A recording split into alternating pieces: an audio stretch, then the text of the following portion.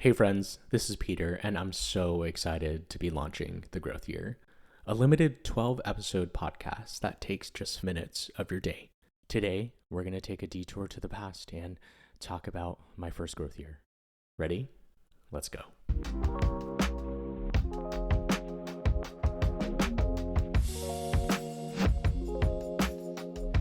In 2007, the metaphorical rug had been pulled out from under me, my first growth year. At just 21, my first kidney transplant of 13 years failed, and I was promptly put on dialysis. I wouldn't receive another transplant till 2015. Instead of dancing on stage alongside my peers, I sat on the sidelines in the audience, watching tears streaming down my face as my class took the stage.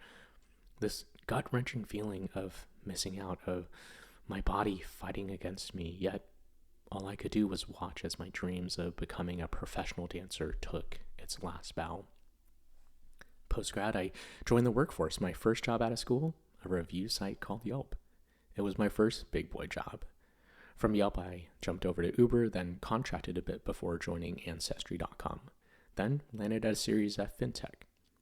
After 3.5 years there, I was suddenly laid off for the first time in the span of my 13-year career in tech.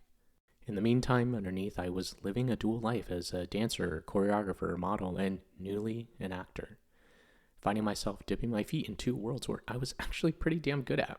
The art of juggling had become my MO. Early on, I'd be pretty secretive with my artist friends about what I did for work, perhaps out of not wanting to reveal my corporate ties. And in that context, I was an artist. On the flip side, I found two incredible leaders at work who had a fundamental understanding that work, at the end of the day, is work, and that life is abundant and beautiful and worth living fully. They knew I could outperform while still doubling up on my artistic life. This is how I found myself. It was only recently that all the pieces of my first growth year made a full circle moment. It became the backbone of how I hold myself today, writing these episodes and launching the growth year, just shy of 400 days into this thing. To tap into the past, to inform present circumstances, to pull and resource strength from within, and connect the dots on that moment 17 years ago. In the next few episodes, I'll shed light on what happens when our work identities come into question, clearing paths to make way for something greater, and finding purpose in rebuilding a safety net to prepare for the next anticipated growth year.